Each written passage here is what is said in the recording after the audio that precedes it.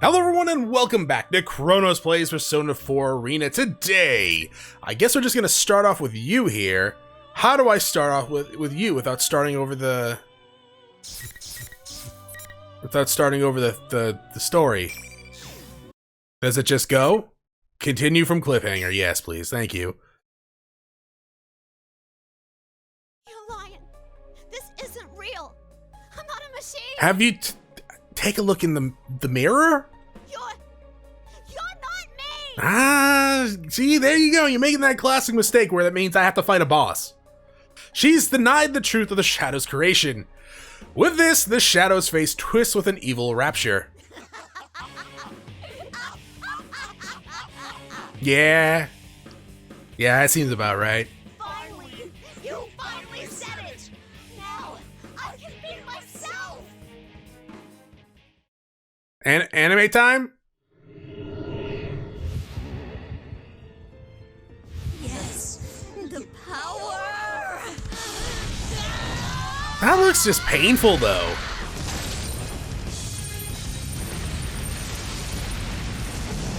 So you didn't transform into that. Because I swore I just saw you standing there. That is a brutal scene though, with the other Robo girls hanging in the background like that. That is horrible. I'd hoped I could have saved her before it got to this point, but that might have been impossible, and also very inconsistent with every other time we've come into this goddamn world. It's difficult enough to confront the truth, but in her case, it was accompanied by revealing the true form she had been so desperate to hide. She's a machine, and she was forced to perform painful acts that most likely no one could ever comprehend. The truth she was avoiding wasn't just part of her personality, but her actual body itself. I can't imagine the shock she's experiencing. But now that the reality she built for herself has crumbled, I want to help her. She may be a machine, but she has a heart.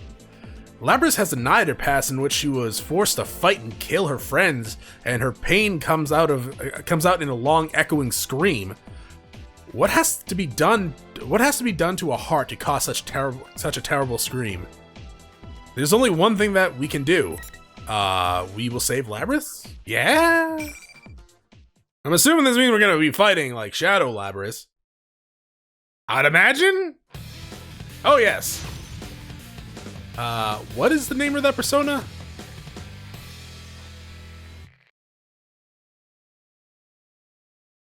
Finally. Oh, what is that? Raging Bull of Destruction? No.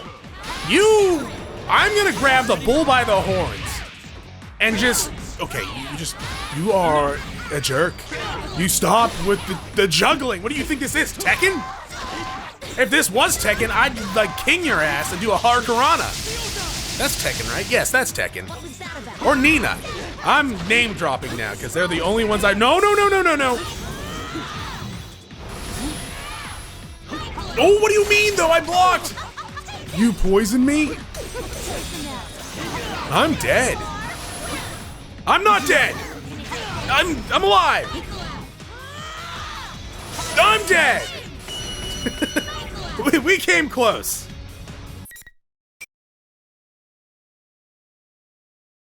we came close. That's the important thing. We came close. Also, Labyrinth, why the hell do you keep saying I have a sister complex? It's rude. Have you seen my sister? She's like 6.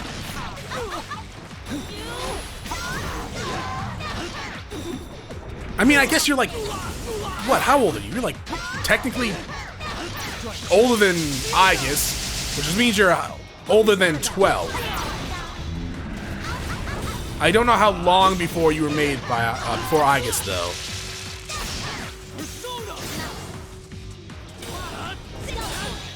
Ow! Stop it! Stop juggling me! You hit me on the ground. You hit me on the ground.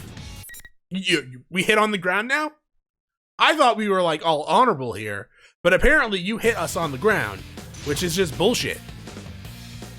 It's just a big old... Exactly. You have a bull. It is bullshit. Finally. Ow! Stop punching!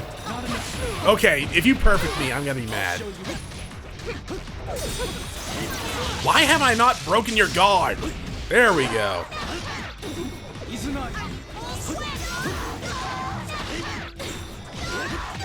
No, no, no! Wait, hold up. No, that's not that. Alright, never mind. Sorry, I thought I saw something. I'm dead. I stood there and I took it on the chin like a goddamn idiot. I should have just guarded or jumped over her, but no. Instead, I was like, I'm gonna fight her. Because I'm dumb.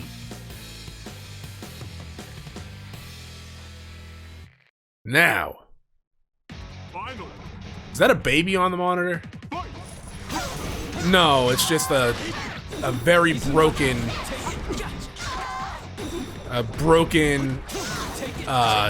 Robo Girl. Excuse me. Was that a counter? No. What? That did so much damage to me. Can you do the top one? No. No, stop it. Ha-ha! Oh, I got you. That's what you get. That's what happens when Chronos gets serious. He gets lucky. Yeah, that's about right. The power that Labrys' shadow had gathered dissipates. It's over. All that's left is for Labrys to accept the darkness within her. But will she truly be able to do it? I turn around, but Labrys hasn't moved a muscle. She doesn't have muscles, dog. She's a machine. She had been avoiding having to watch the battle just now as well. What more can I do for her? Labrys. I don't know, give her a hug? Show her a white fluffy dog and adopt it and take care of it? How long ago was that, Labrys? The moment I called to her. There they are! You can... Oh god, if Aegis is 12 years old and she was made after Labrys, that dog's probably long dead. Oh my god! Hi, Chie. Sister, Narukami-san. Chie and Aegis-san, and not just them. Yukiko and Yosuke are right behind them. And there are even more surprises. Man, as soon as that invisible wall thing disappeared, I knew you did it! We ran into Aika-san along the way. She told us about Labrys and everything. A little late, wasn't it? If someone told me what was going on from the start, I would have... You fell into the TV when you were half asleep. What? For crying out loud, you really know how to blow it when it counts. Hey, what you going to tell them for? I don't think this is the time for that. It could be. Huh? Naoto? Yeah, we were surprised too. The job she was on turned out to be related to all this. Kanji, who had been missing before we went inside the TV, and the real Teddy are here. There's even Naoto, who wasn't even supposed to have been able to come to Inaba. It looks like the whole investigation team's been brought back together, and I didn't know it. Everyone says that Rise had told them pretty much what had been going on. Their smiles are encouraging. I turned to speak to Labrys, who had been silent all this time. These are my friends. We've all faced our weaknesses at one time or another. You didn't.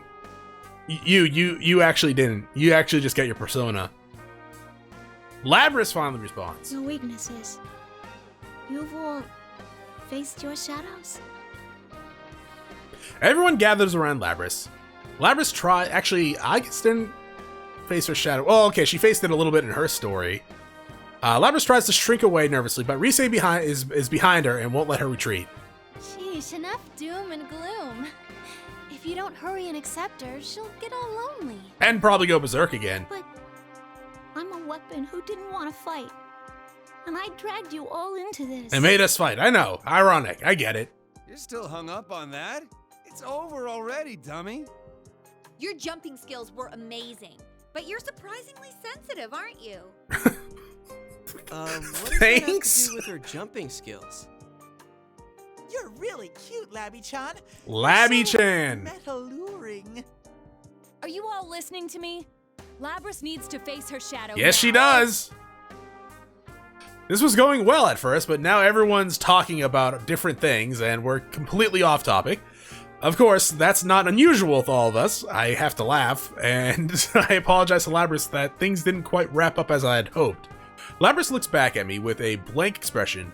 Can't she tell that we're not treating her any differently? I turn towards Aiga-san, and she meets my gaze.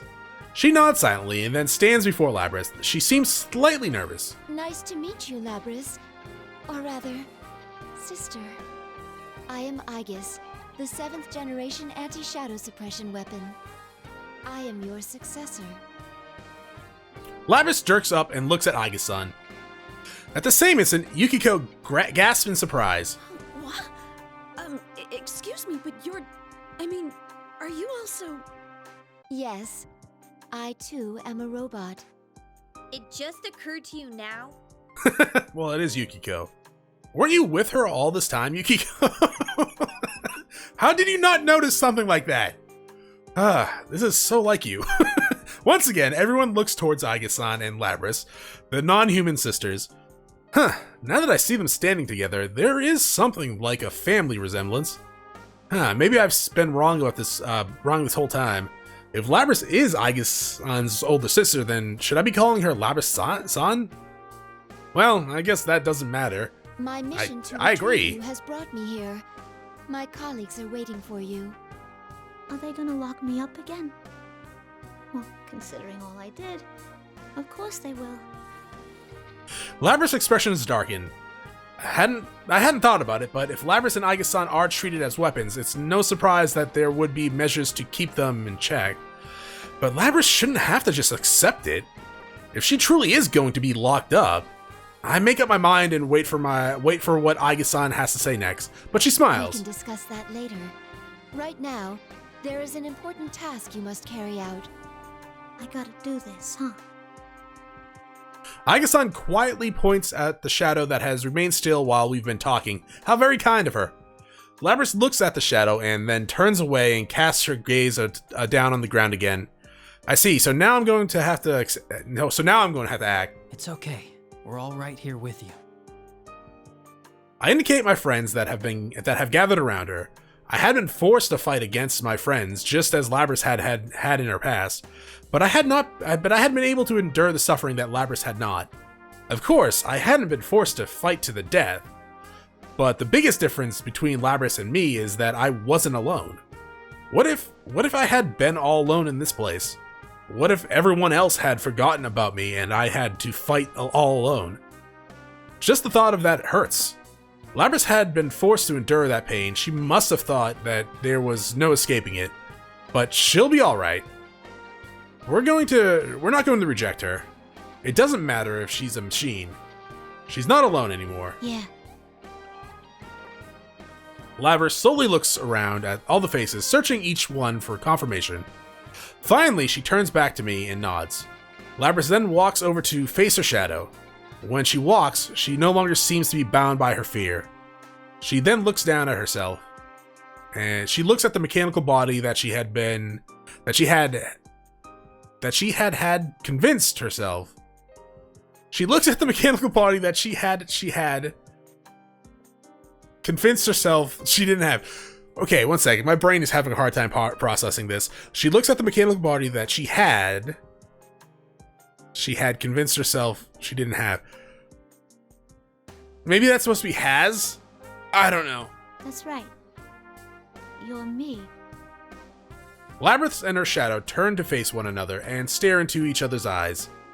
She can't avoid looking at the shadow now. You're the way I was on the inside, screaming to be understood. The pain wanting to be known. You're all I couldn't say. You were always inside me. You're me. A machine with a heart.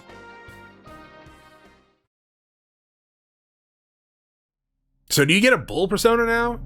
Because I gotta be honest, that thing's kind of badass. I'm sorry I ignored you all this time. I was the one who left you all alone.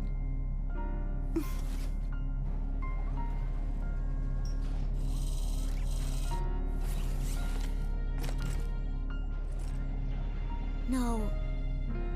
You are me, after all.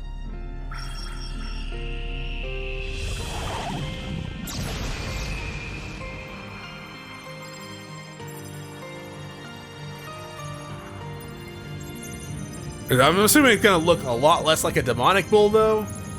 Or not? Okay, so it's not a bull at all. It's another robot girl. Alright.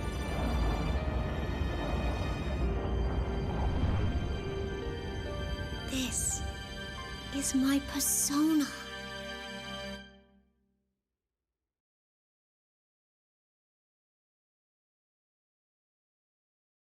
Labrys accepted the existence of her shadow and obtained a persona. It's finally over. We take Labrys with us and follow Teddy and Rise to the school's rooftop, where they say it's connected to the TV and Junes. The invisible walls are all gone. Perhaps there were walls like that wherever she came from, and she drew on that in making this place. But I have a feeling she's truly been freed from those walls now. As in confirmation, Labrys is slowly warming up to us, smiling more and responding to us when we start talking to her.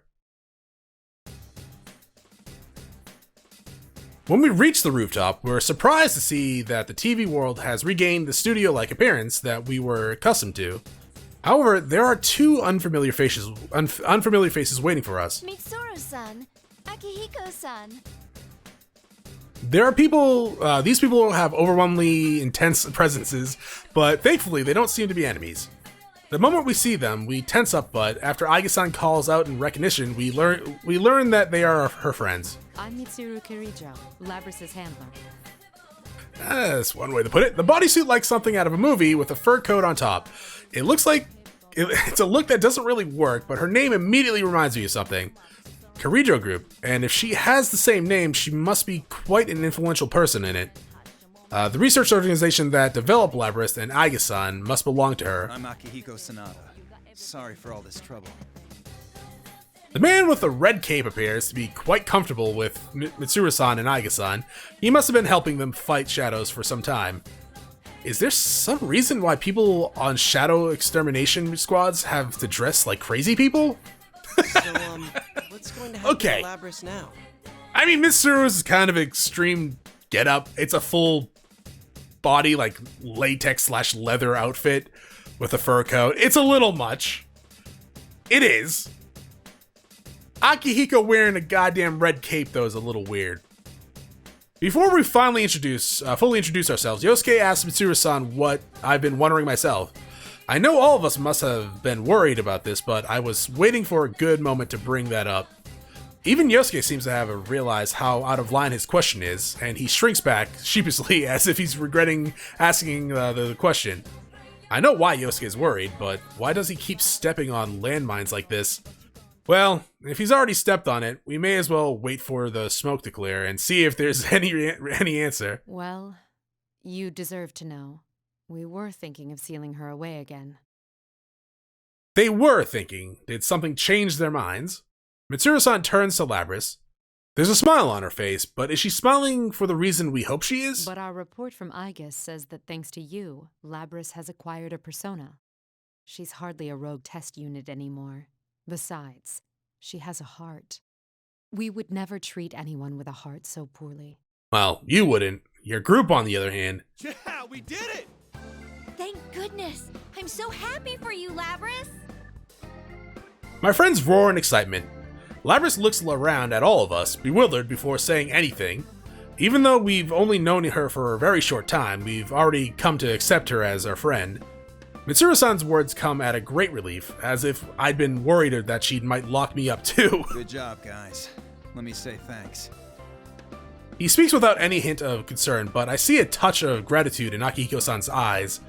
He certainly looks, how can I put it, bold? But he must be an honest and upright person. I guess I could call him stoic. There's a distinct brusqueness to him. There's no way that people can so considerate would neglect the goodness of Labrys' heart.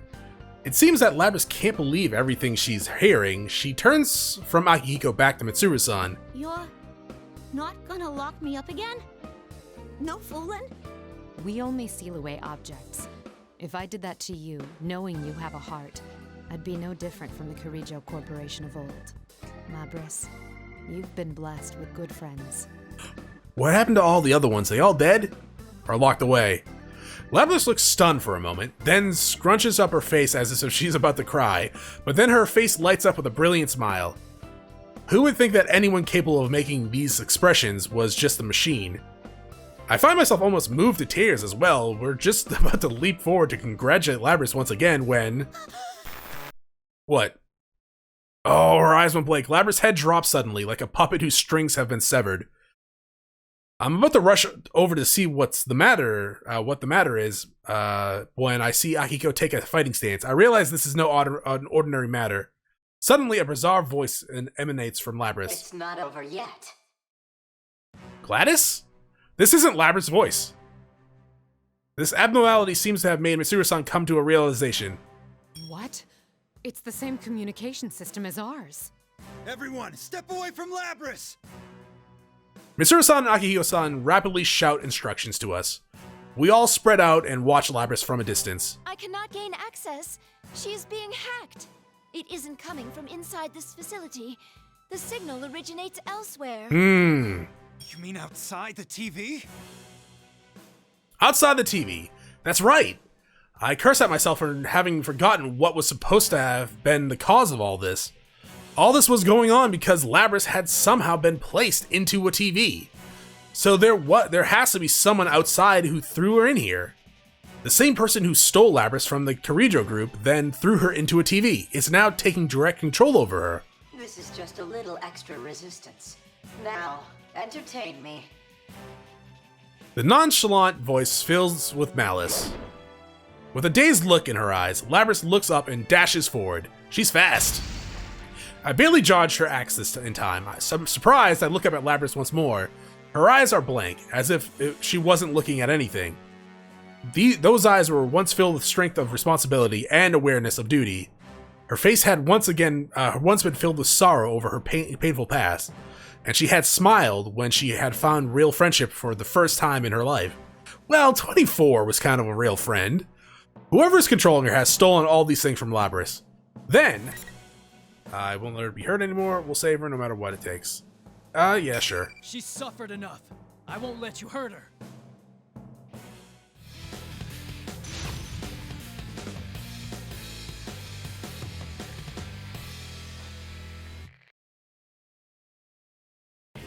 Alright.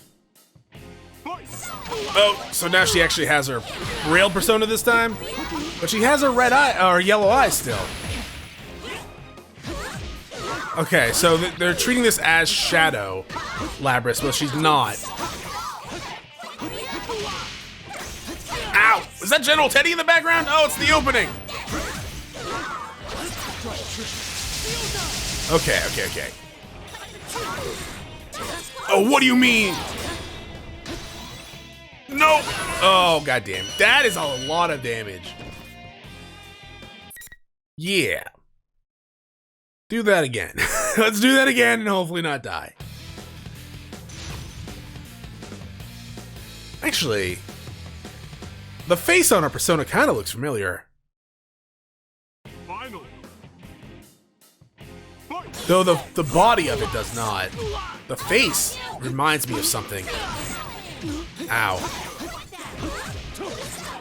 I don't exactly know what, though.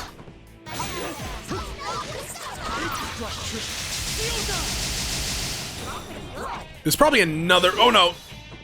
Okay. There's probably another persona that kind of looks like it, but not quite. Actually, no. I was going to say it kind of reminds me of a Digimon, but I don't think it does.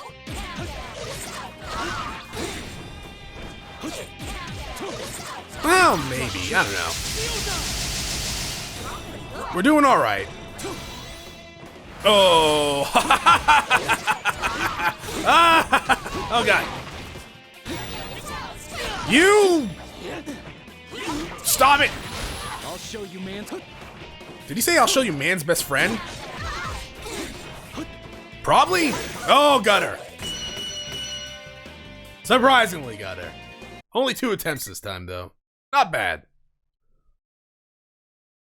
My, she was quite easily defeated.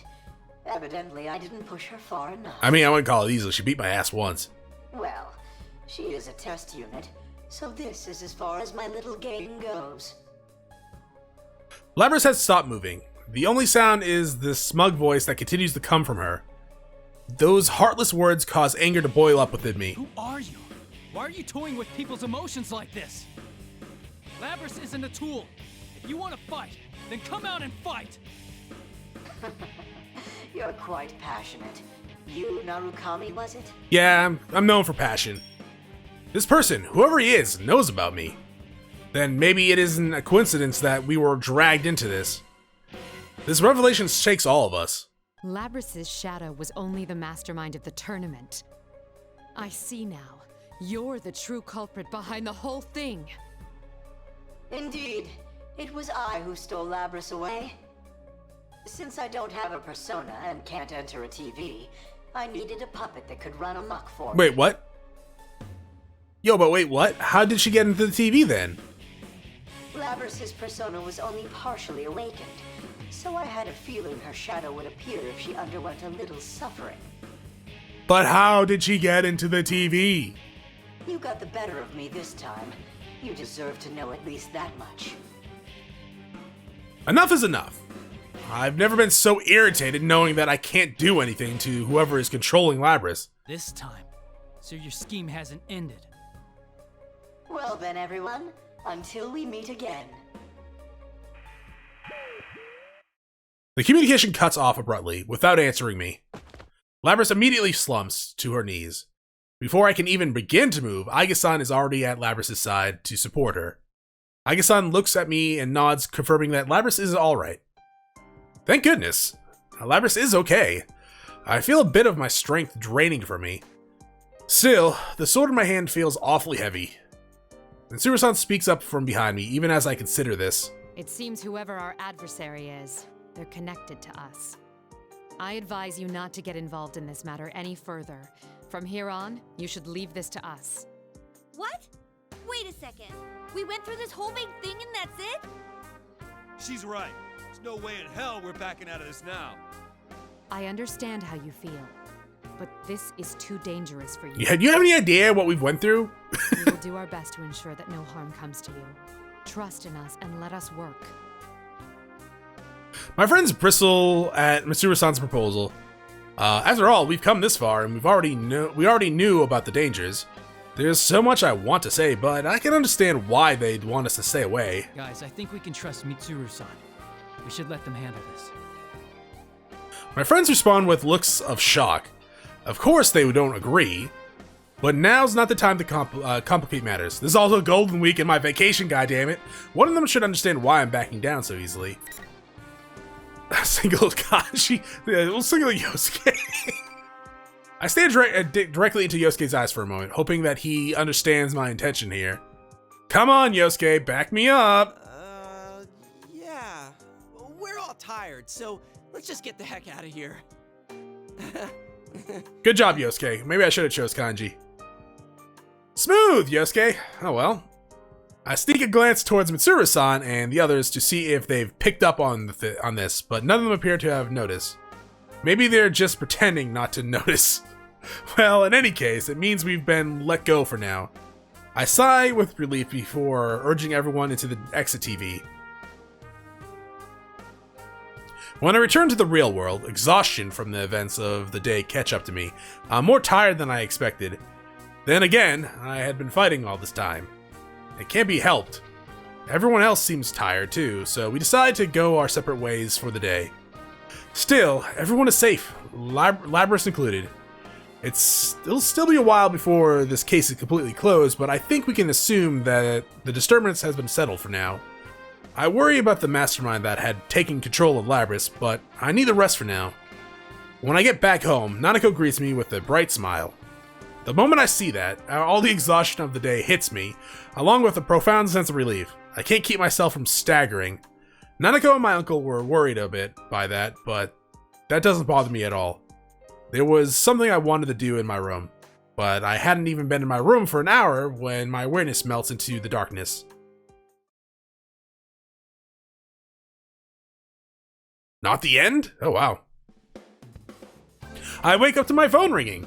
According to the call, we're supposed to meet up at the outskirts of the shopping district, at the crossroads in front of the gas station. When I arrived, the other members of the investigation team had already shown up.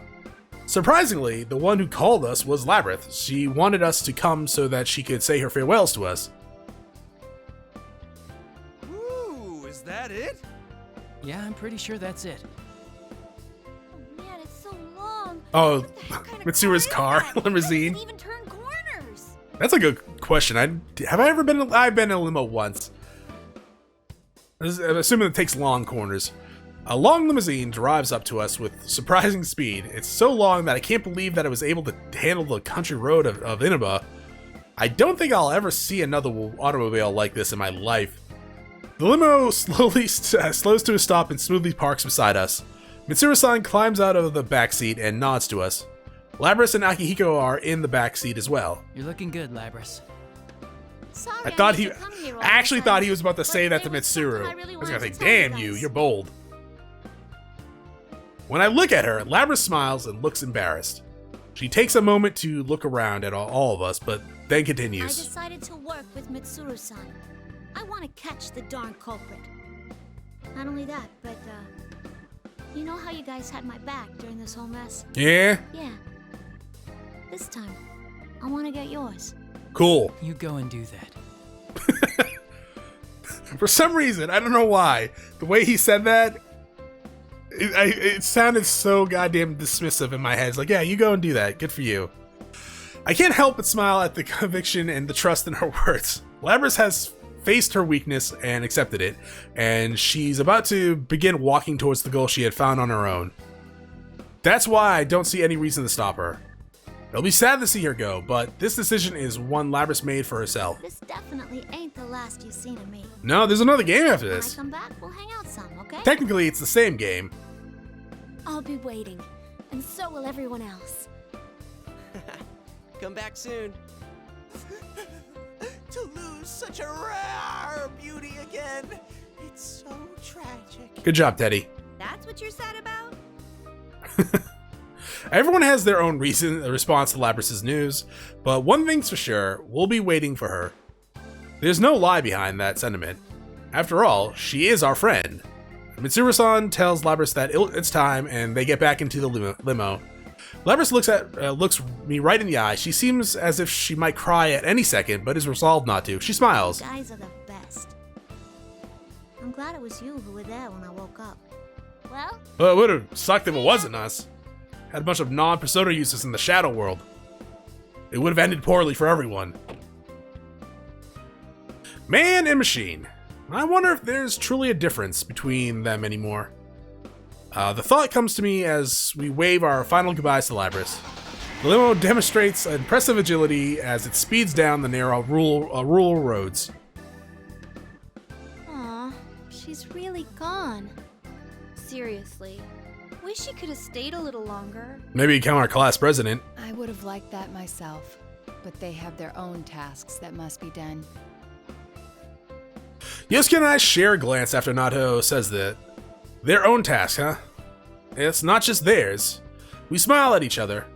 Ever since I answered Mitsuru-san's proposal inside the TV, I've had my mind made up. Yosuke already knows how I think. Then again, that conversation wasn't very long. It had only been, long ago. It had only been this morning. I don't know how she found my number, but at the Labrys phone call earlier, I decided to cook breakfast for Nanako and my uncle. Nanako hears me making noise in the kitchen and stands next to me, excited. I'll help too. Alright. I panic for a moment when Nanako reaches for the other cutting board and a knife. I consider stopping her, but then decided not If to. you're gonna use the knife, be careful, okay? Make sure you don't cut yourself. Like I do all the goddamn time. Uh-huh. I'm always careful when I cook with you. But when I'm alone, oh god, it's a horror show. Nanako picks up a cucumber from the counter and begins slicing it diagonally. Her skills are still clumsy and unsteady, but all I do is caution her about how to hold the knife, and then I watch her work without intervening. She doesn't have to become a master at all at once. All it takes is constant progress, little by little. The same can be said for me, or anybody. Even though things may hurt us and we may want to give up, we just have to keep trying as many times as it takes until we see our goals through. Instead of nothing changing, I wish to see everything changing, along with myself. Oops, sorry, Nanako. Could you put the knife down for a second? Are we answering the phone while we're on the phone? Okay. And you look really different in this photo. I ensure that Nanako has put down the knife before I answer my phone. I didn't have to look at the screen to know who was calling. Hello? Is this Yosuke? Like you don't know. Listen, about yesterday. I thought this was coming.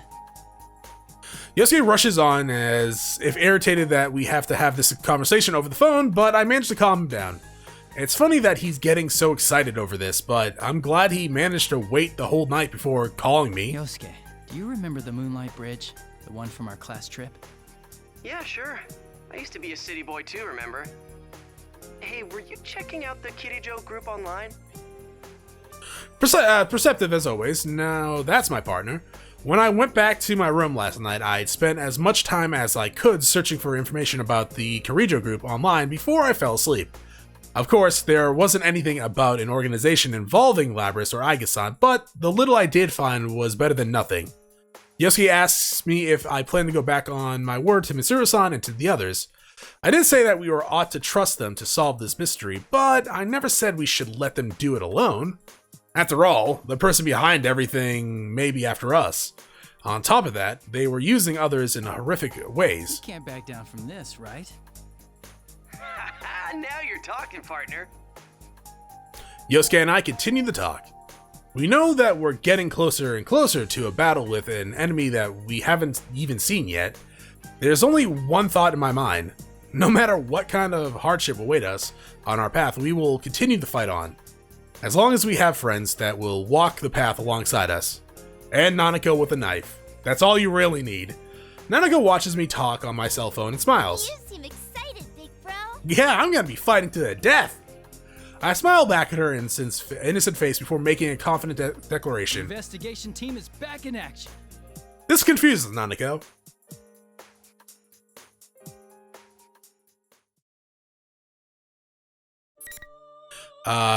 P4U story. You now continue with the cliffhangers of Nato, Mitsuru, and Aiga's stories. Okay, great. Let's see. Which one should we do next time?